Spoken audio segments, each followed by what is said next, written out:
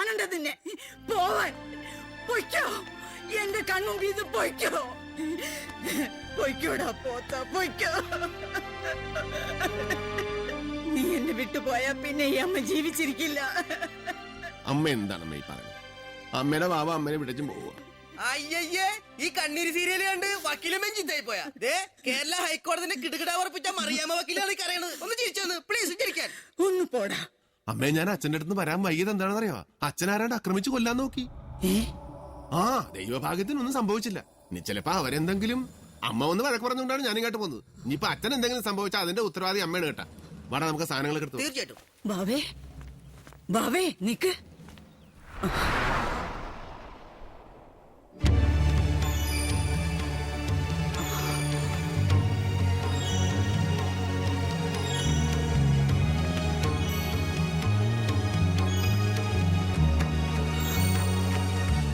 അച്ഛനകത്തോട്ട് വിളിയമ്മേ.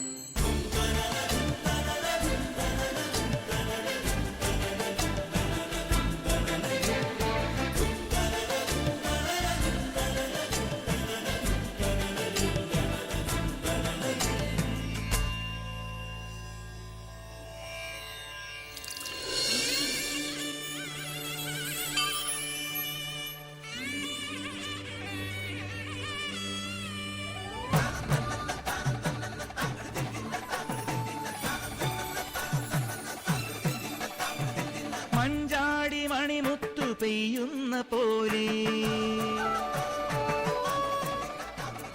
നെഞ്ചിന്റെ മുറ്റത്തു നിറയുന്ന പോലെ മഞ്ചാടി മണിമുത്തു പെയ്യുന്ന പോലെ നെഞ്ചിന്റെ മുറ്റത്തു നിറയുന്ന പോലെ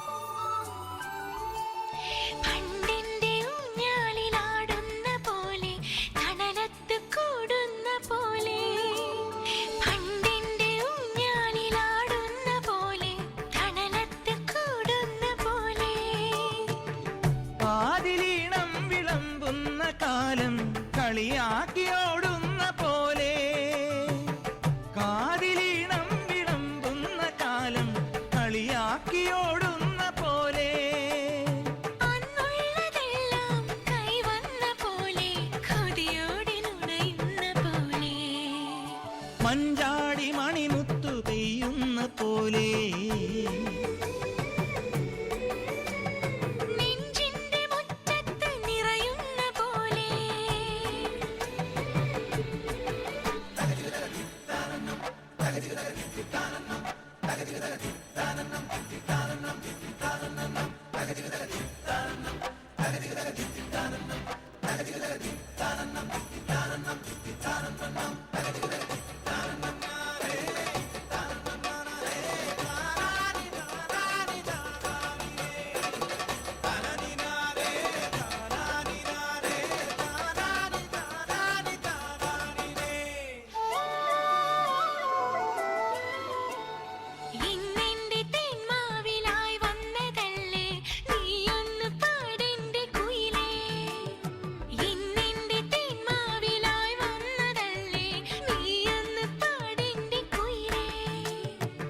പൂനിലാവിൽ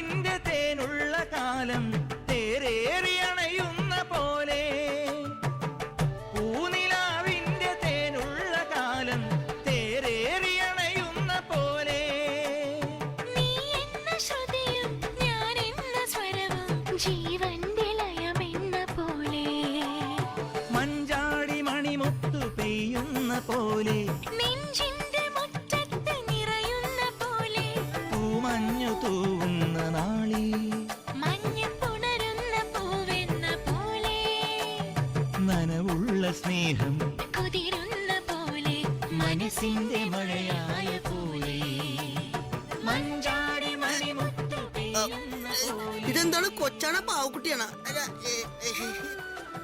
നെഞ്ചിന്റെ മുറ്റത്ത് അല്ല, ഇത്ര പെട്ടെന്ന് ഇങ്ങനെയൊക്കെ സംഭവിക്കുന്നു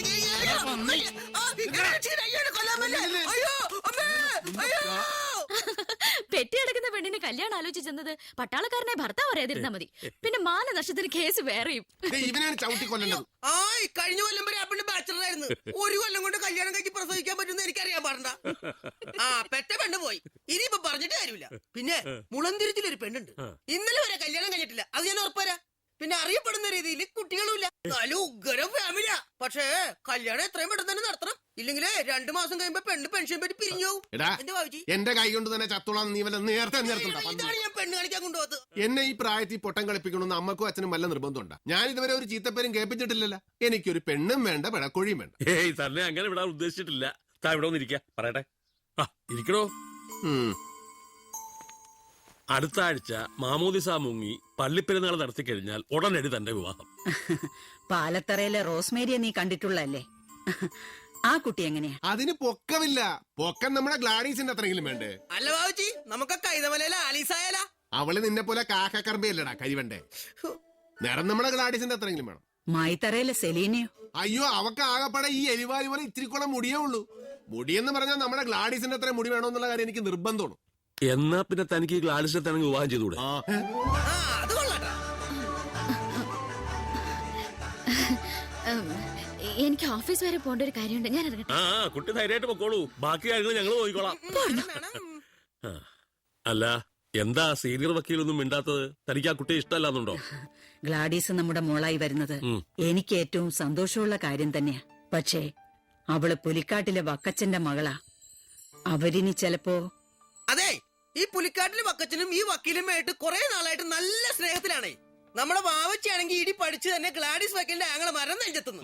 ആ വീട്ടിൽ പെണ്ണാലോചിക്കാൻ ചെന്നാലേ നമ്മുടെ ബുഷിന്റെ മോള സദാം ഹുസൈന്റെ മോന് പെണ്ണ് കാണാൻ ചെന്നോട്ടിരിക്കും.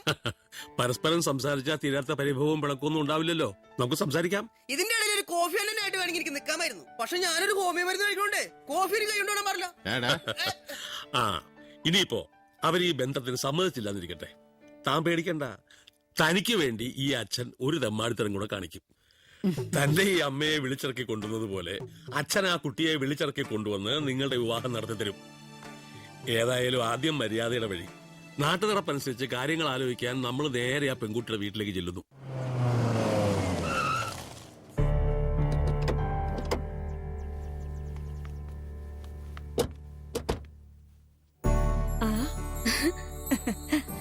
വരണം വരണം അഖിലമ്മേ, വരൂ. ഇച്ചേതേ, എന്നാടി ഇങ്ങോട്ടൊന്ന് വന്നേ. കുരിശു വീട്ടിൽ നിന്ന് അവരൊക്കെ വന്നിരിക്കുന്നു. കുരിശി വീട്ടിൽ